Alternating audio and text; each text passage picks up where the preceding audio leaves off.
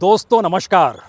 आज भारत ने सांस ली, राहत की सांस ली और इस बात का जिक्र इस देश की संसद के सामने खड़े होकर अगर यह कहा जाए कि एक चुनाव ऐसा भी होता है जो समूचे हिंदुस्तान के भीतर एक बड़े तबके को राहत दिला दे और वो महसूस करने लगे कि दरअसल उसकी रगों में दौड़ता हुआ खून और जिस सांस को वो ले रहा है वो बहुत ही सामान्य है। ये सामान्य परिस्थिति बीते दिनों लोकतांत्रिक देश के भीतर नजर नहीं आ रही थी। यहाँ तक कि संसद के भीतर भी कोई कामकाज नहीं हुआ और संसद से सटे हुए जो नॉर्थ और साउथ ब्लॉक है उसमें बनने वाली नीतियों ने इस देश को परेशानी में डाल दिया। माथे पर देश के शिकन था। लेकिन क्या वाकई एक कर्नाटक के चुनाव के बाद इस देश ने अरसे बाद खुली हवा में सांस ली है और इसीलिए हम इस खुली हवा में आपके साथ आकर खड़े हो गए हैं। बड़ी नरम घास है यहाँ की, हरी धूप की घास बिछी हुई है, फूल है, क्यारी है, पानी है और इन सब के बीच इमारतें हैं। इन इमारतों में हिंदुस्तान का लोकतंत्र रहता है और उस लोकतंत्र के आश्रय असल हकीकत यह है कि 2024 की तरफ बढ़ते हुए कदम पहली बार इस बात का एहसास करा रहे हैं कि अगर 10 बरस के बाद भी यही परिस्थितियां इस देश के भीतर रही तो फिर संसद की महत्ता बचेगी क्या। और संसद तो छोड़ दीजिए, इस देश के भीतर में तमाम संवैधानिक संस्थानों की स्थिति क्या होगी। लेकिन आज तो हम टटोलने निकले हैं इसी लोकतंत्र के आश्रय 2024 को, क्योंकि यह कोई आसान स्थिति पहली बार नहीं आई है इस देश की राजनीतिक सत्ता यानी मोदी सत्ता के सामने, जब उसे समझ में आ गया है कि दक्षिण का दरवाजा बंद हो गया है। जब उसे समझ में आ गया है उसके साथ 2019 में जो सहयोगी खड़े थे 3 राज्यों के, पंजाब में अकाली दल, बिहार में जनता दल यूनाइटेड और महाराष्ट्र में शिवसेना, तीनों साथ छोड़कर जा चुके हैं। और 3 राज्यों में 2024 में क्या होगा कोई नहीं जानता है। और इन सब के बीच कर्नाटक ने ऐसा झटका दे दिया कि दक्षिण का दरवाजा बंद हो गया। केरल में इससे पहले भी नहीं जीतते थे, तमिलनाडु में इससे पहले भी नहीं जीते और आंध्र प्रदेश में भी शून्य पर ही रहे। कुछ स्थिति तेलंगाना के भीतर बनाई जरूर, लेकिन वहां पर चंद्रशेखर राव की मौजूदगी आपको आगे बढ़ने नहीं देगी। यानी खतरे की घंटी कर्नाटक ने क्यों बजा दी है, यह एक सिलसिलेवार तरीके से राज्य दर राज्य आज इसलिए समझने की जरूरत है क्योंकि देश के सबसे ताकतवर वाली जगह पर खड़े होकर अगर इस बात का जिक्र किया जाए कि हिंदुस्तान के भीतर जो भी आर्थिक नीतियां इस दौर में बनी, जो भी सामाजिक परिस्थितियां इस देश में खड़ी हुई और जो भी कल्याणकारी योजनाओं का जिक्र मोदी सत्ता ने यह कहकर किया कि देखिए हम तो आपको राहत दे रहे हैं, आप हमें वोट दीजिए, ये तमाम स्थितियां क्या खारिज हो गई।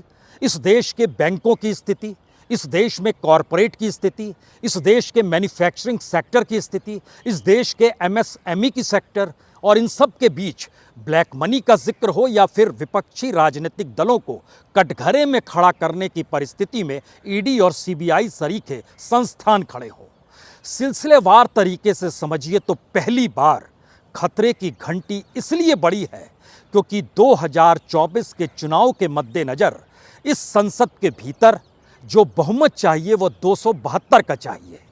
हालांकि 2019 में 303 सीटें आई थी, 2014 में 282 सीटें आई थी अपने बूते बीजेपी की। लेकिन 2024 की दिशा में बढ़ते हुए कदम ने पहली बार झटका दे दिया कि दरअसल 2023 में कर्नाटक में जो हिंदुत्व का कार्ड बजरंग बली के नाम पर खेला गया वह खारिज हो गया, उसको जनता ने नकार दिया। जो प्रधानमंत्री अपने औरे के आश्रय लोगों को अपने साथ लेना चाहते थे, जनता ने उसे भी खारिज कर दिया। जनता ने माना ना तो सांप्रदायिक तौर पर वोटों का ध्रुवीकरण होगा और ना ही जातीय स्तर पर आपके वोटों का ध्रुवीकरण होने देंगे। तो 3 सवाल इस जहन में है। पहला सवाल, इसके बाद जिन 4 राज्यों में चुनाव होना है वहां बीजेपी का क्या होगा, राजस्थान, मध्य प्रदेश, छत्तीसगढ़ और तेलंगाना। दूसरा सवाल, इन राज्यों से निकलने के तुरंत बाद 2024 खड़ा होगा। अगर इस परिस्थिति में बीजेपी अपने तौर पर या बीजेपी के भीतर के सांसदों ने सवाल खड़े करने शुरू कर दिए कि हम आपके भरोसे चुनाव जीतना सीख चुके थे और अब तो आप ही के भरोसे चुनाव हार गए, तो अब हम कहाँ जाएं और अपने राज्य के या अपनी कॉन्स्टिट्यूंसी में जाकर कैसे वोट मांगेंगे। यह सवाल बीजेपी के सांसदों को भी परेशान कर रहा है और आरएसएस के भीतर भी कसमसाहट है कि जिस विचारधारा को हम लेकर चलना चाहते थे वो समूची विचारधारा एक झटके में आरएसएस को मोदी राजनीति के कैडर के तौर पर खड़ा कर गई और इस देश में सारी विचारधारा चुनाव जीतने पर ही जब आकर टिक गई है तो फिर यह क्यों ना माना जाए कि कर्नाटक में कांग्रेस की जीत इस देश की विचारधारा है। यह क्यों ना माना जाए कि जिस विचारधारा को लेकर तमाम नीतियों पर मोहर लगाई जाती थी वो सारी नीतियां एक झटके में मोदी सत्ता की खारिज कर दी गई। और मोदी सत्ता का मतलब प्रधानमंत्री नरेंद्र मोदी और गृह मंत्री अमित शाह हैं। तो क्या इन्होंने जिस राजनीति को बल दिया अब पहली बार इस देश की सियासत की लकीरों में यह दोनों गुम हो जाएंगे या इनके लिए मुश्किल सवाल है।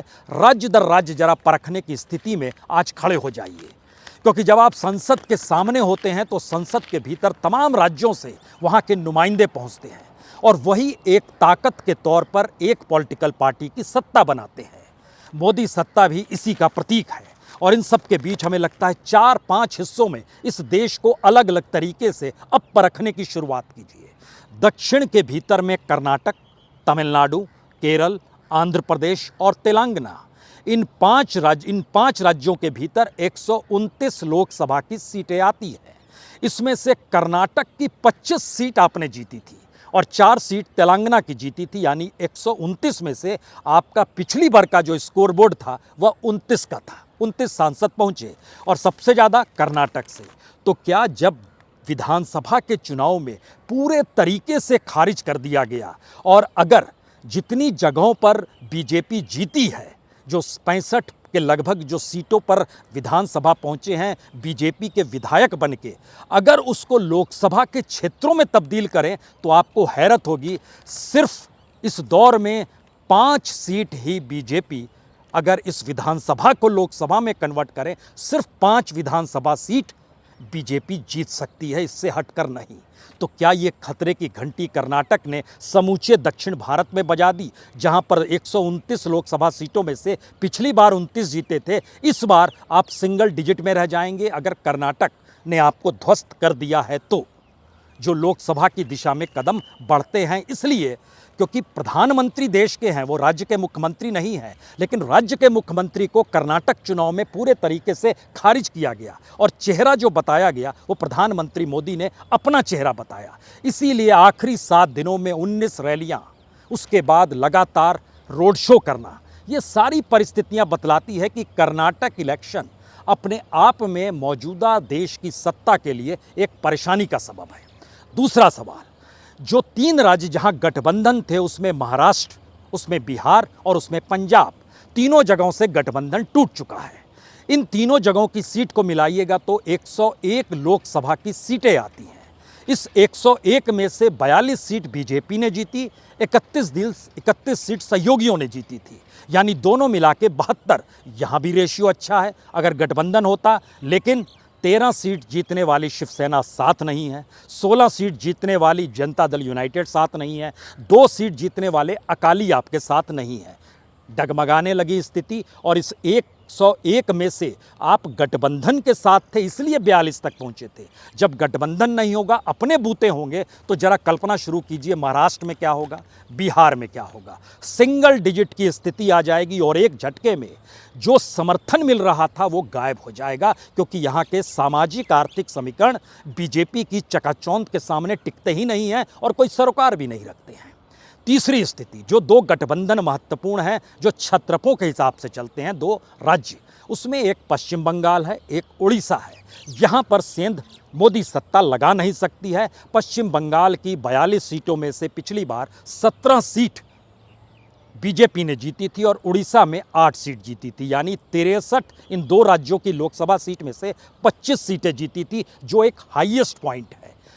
और खुदा ना खास्ता अगर ऐसी स्थिति बन गई जहां पर ममता के साथ कोई समझौता हो गया, हम नहीं मान रहे हैं कि ममता के साथ कोई समझौता होगा, लेकिन बीजेपी इसके आगे बढ़ नहीं सकती है। उड़ीसा में भी नवीन पटनायक कम से कम अपनी ताकत को बचा कर रखेंगे।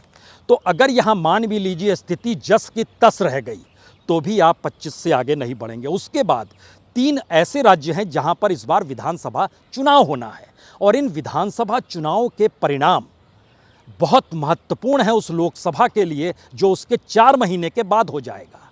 क्योंकि अगर आप पहले लौट जाइए तो यहाँ पर सबसे ज़्यादा बड़ी सफलता बीजेपी को मिली, मोदी के चेहरे को मिली। 65 लोकसभा की सीटें मध्य प्रदेश, राजस्थान और छत्तीसगढ़ से आती हैं। 65 में से 61 सीटों पर बीजेपी जीती थी। लेकिन आज की तारीख में कोई कह सकता है कि मध्य प्रदेश की 29 में से 28 सीट लोकसभा की बीजेपी जीत जाएगी? कोई कह सकता है राजस्थान की 25 में से 24 सीट जीत जाएगी या छत्तीसगढ़ की 11 में से 9 सीट जीत जाएगी? मुश्किल सवाल है। अब जो हिसाब आता है झारखंड, हिमाचल और उत्तराखंड जो छोटे राज्य हैं, यहाँ की कुल 23 सीटें, इसमें से हिमाचल प्रदेश की सभी सीटों पर कब्जा, उत्तराखंड की सभी सीटों पर कब्जा। ये मैसेज क्या है? क्या ये कंटिन्यू करेगा या डगमगा जाएंगे? क्योंकि विधानसभा में हिमाचल प्रदेश में हार मिल चुकी है। झारखंड के भीतर विपक्ष के साथ तालमेल बैठाने को हेमंत सोरेन राजी हो गए हैं। यानी 1 to 1 की स्थिति झारखंड के भीतर आएगी तो क्या होगी? स्थिति नाजुक हो रही है। 3 या 4 ऐसे राज्य हैं जहां बीजेपी का वर्चस्व है, क्योंकि इसके बाद अगर नॉर्थ ईस्ट में चले जाइएगा तो असम में 14 में से 9 सीट जीती थी। आज की तारीख में कोई कह सकता है 14 में 9 जीतेंगे? मुश्किल सवाल है। क्योंकि जो मणिपुर में हुआ और मणिपुर को लेकर प्रधानमंत्री मोदी ने जो खामोशी बरती, उसका सच यह है कि मणिपुर की जो 1 लोकसभा की सीट थी, क्या वो दोबारा जीत पाएंगे? त्रिपुरा की 2 सीट क्या वो जीत पाएंगे? अरुणाचल की 2 सीट क्या वो जीत पाएंगे? इन सवालों के साथ आखिर में 2-3 राज्य बनते हैं जिनका एक अपना मॉडल है। मसलन एक गुजरात मॉडल है जहां की 26 में से 26 सीटें बीजेपी जीत गई। हरियाणा के भीतर गठबंधन किया और 10 की 10 सीट जीत गई और उत्तर प्रदेश में 80 में से 64 सीट जीत चुकी है। यानी 116 सीट इन 3 राज्यों की यहाँ पे 100 सीटों पर काबिज है। अब एक स्थिति आती है कि जहाँ पर विपक्ष एकजुट होता है और वह उम्मीदवारों को 1 into 1 की स्थिति में लाकर खड़ा कर देता है। तो क्या गुजरात मॉडल सभी सीट दिला देगा? क्या उत्तर प्रदेश का मॉडल वाकई 80 में से 64 सीट दिलाने की स्थिति में रहेगा? या फिर जो हरियाणा की स्थिति है उसमें क्या दोबारा आप 10 में से 10 सीट जीत सकते हैं? शायद नहीं जीत सकते हैं, क्योंकि कर्नाटक के भीतर जिस मुद्दे को उभारा गया डीके शिव कुमार के जरिए, उनकी आंखों में आंसू चुनाव जीतने के बाद इसलिए आए क्योंकि उन्होंने माना कि उन्होंने एक प्रयोग एजुकेशन के क्षेत्र में किया और वहाँ पर आय से ज़्यादा संपत्ति, गलत पैसा बनाना, ये तमाम आरोप उन पर लगते चले गए और उनको ईडी ने घेराबंदी कर ली और उनको जेल के शिक्षों के पीछे भी पहुंचा दिया। यानी राजनीतिक तौर पर 2019 के बाद इस देश में एक बड़ा परिवर्तन आया है। ये परिवर्तन राहुल गांधी की भारत जोड़ो यात्रा से भी जुड़ा है। ये परिवर्तन ईडी की कार्रवाइयों से भी जुड़ा है। ये परिवर्तन सीबीआई की चार्जशीट न दाखिल करते हुए जो पूरी कार्रवाई होती है उससे भी आकर जुड़ा है। ये स्थिति इस देश के कॉरपोरेट पॉलिसी से भी जुड़ा है। इस देश के भीतर में मैन्युफैक्चरिंग सेक्टर तहस नहस हो गया, इससे भी जुड़ा है। एमएसएमई जो खड़ा किया गया उसमें बड़ी तादाद में एमएसएमई बंद होते चले गए, उससे भी जुड़ा है। अब यहाँ पर सवाल है, अगर वो सारे मुद्दे राजनीतिक तौर पर 2024 का हिस्सा बन जाते हैं तो इन्हीं मुद्दों के आसरे अभी तक बीजेपी मोदी के सहारे चुनाव लड़ती आई। ये सवाल इसलिए कह रहे हैं क्योंकि राज्यों के चुनाव में भी और कर्नाटक में खास तौर से जो भी बिसात बीजेपी ने बिछाई वो वहाँ के येदियुरप्पा के लिए नहीं थी, वहाँ के किसी भी बीजेपी के नेता के लिए नहीं थी, यहाँ तक कि मुख्यमंत्री बसवराज पाटिल के लिए भी नहीं थी।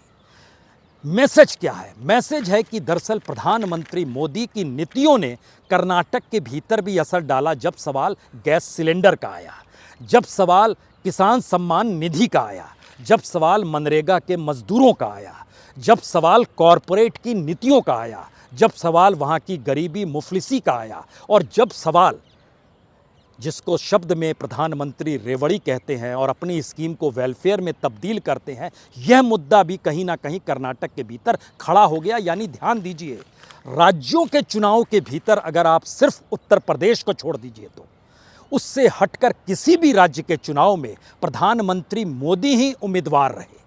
प्रधानमंत्री मोदी की नीतियां ही इशू बनाई गई, उन्हीं का पूरा प्रचार तंत्र काम कर रहा था। और ये सारी परिस्थितियां जिस लिहाज से प्रधानमंत्री मोदी को बीजेपी और आरएसएस और अपने ही सांसदों के भीतर और इसी पार्लियामेंट के भीतर लार्जर देन लाइफ में बनाती चली गई, तो ये मान लिया गया कि दरअसल उनसे बड़ा कोई नहीं है। और कभी ध्यान से सुनिएगा, इस देश के गृह मंत्री का कोई भाषण, कोई इंटरव्यू, कोई एक लाइन नहीं होगी जहां पर वह प्रधानमंत्री मोदी का नाम ना ले।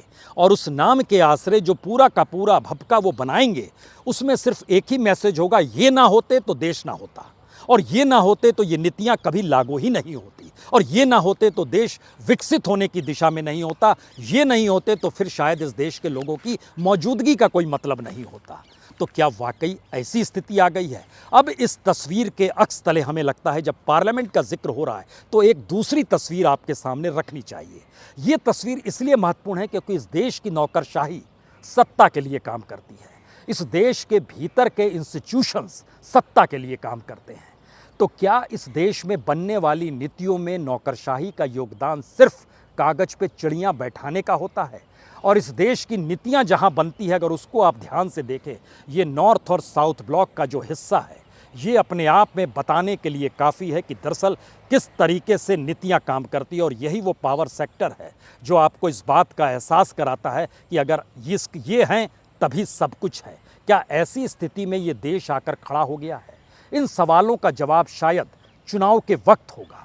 इन सवालों का जवाब शायद इस देश की राजनीतिक सत्ता से नहीं निकलेगा, बल्कि जनता से निकलेगा, क्योंकि जिस नीतियों को इस देश में बनाया जाता है, वही नीतियां चंद फरलांग की दूरी पर पार्लियामेंट के भीतर बहस में आती है। और पार्लियामेंट के भीतर वो बहस में इसलिए गायब हो जाती है क्योंकि कोई सवाल होता है।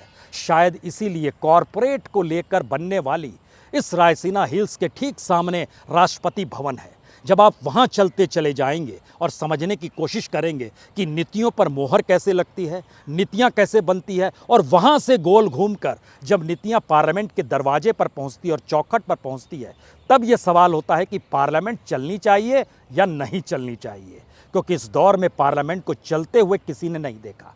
तो क्या एक स्थिति आखिर में कुछ ऐसी आकर खड़ी हो गई है जो ये बताती है कि पार्लियामेंट की महत्ता भी अगर खत्म होने लगे, अगर इस देश की नीतियां बनते बनते डगमगाती हुई दिखाई दे, अगर इस देश की नौकरशाही सिर्फ सत्ता के अनुकूल हो, तो क्या ये कहा जा सकता है कि अब लोकतंत्र का चुनाव इन्हीं भौरों के आसरे है, जो भौरे इन बागों में गुनगुनाते हैं और यहाँ खड़े होकर जब पार्लियामेंट का जिक्र होता है तो वो भटकाने की कोशिश करते हैं? ये नायाब भौरे कौन से हैं जो इस देश के लोकतंत्र को ताक पर रखने के लिए आगे बढ़ चले हैं? आखिर के 5 सबसे बड़े सवाल जो कर्नाटक ने दे दिए हैं। तमाम राज्यों के भीतर बीजेपी के नेताओं की कोई हैसियत नहीं, लेकिन जीत आपको नहीं मिलेगी। तो क्या ये अभय दान है शिवराज सिंह चौहान और वसुंधरा राजे सिंधिया का, जो कि अब आने वाले वक्त में जिन्हें चुनाव मैदान में कूदना है, उनके लिए ये ऑक्सीजन का काम करेगा और मोदी सत्ता के लिए मुश्किल का सबब है? पहला सवाल। दूसरा सवाल, क्या इस देश के भीतर में बनने वाली नीतियां अगर इस देश के राज्यों के चुनाव में राजनीतिक सत्ता के द्वारा भुनाई जाती है और सत्ता को हार मिल जाती है, तो क्या 2024 से पहले कई बार प्रधानमंत्री मोदी इस चुनाव में हारते हुए दिखाई देंगे? तीसरा सवाल, जब सब कुछ केंद्रित बीजेपी के भीतर और सरकार के भीतर प्रधानमंत्री मोदी और अमित शाह के इर्द गिर्द है, जो गुजरात मॉडल का भपका बनाते हैं, तो क्या इस गुजरात मॉडल को लेकर उत्तर प्रदेश, बिहार, झारखंड, गुजरात, राजस्थान, किसी भी राज्य में कोई भी सांसद बीजेपी का अब जाने से कतराने लगेगा? उसे लगेगा कि वह उसकी ज़रूरत अब पड़ी है जब ज़मीन पर है, या सरकार अब उनकी ज़रूरतों को महत्व देगी? ये तीसरा सवाल। चौथा सवाल, जो विपक्ष है अब उसमें एकजुटता के सवाल खड़े हो जाएंगे और कांग्रेस की अगुवाई में सब एक साथ इसलिए आएंगे क्योंकि अगला चुनाव जिन 3 राज्यों में होना है वहां विपक्ष की कोई हैसियत नहीं है और विपक्ष के तौर पर कांग्रेस ही मौजूद है, नेशनल पार्टी के तौर पर। यानी छत्रपों की महत्ता इन 3 राज्यों में है नहीं, सिर्फ तेलंगाना में है जहां पर टीआरएस खड़ी है। तो क्या कांग्रेस अगर यहाँ चुनाव जीतती है तो सवाल विपक्ष का नहीं, एक झटके में 2024 के परिवर्तन की लाइन तय हो जाएगी?